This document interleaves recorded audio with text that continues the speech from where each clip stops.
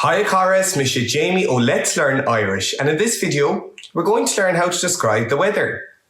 I've picked 4 common phrases of the types of weather we experience. So first of all, on Aimsir is the weather. You have to put tá sé before each type of weather. For example, it is sunny, tá sé grianmhar. It is cloudy, tá sé scammalach. It is windy, tá sé gaofar. And it's raining, tá sé báistí. And again, it's sunny, tá sé grianmhar. It's cloudy, tá sé scammalach.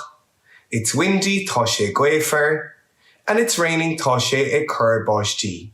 And again, tá sé grianmhar, tá sé scammalach, tá sé gaofar, tá sé báistí. For more Irish, please visit the Irish language community at letslearnirish.com. Berbua achara.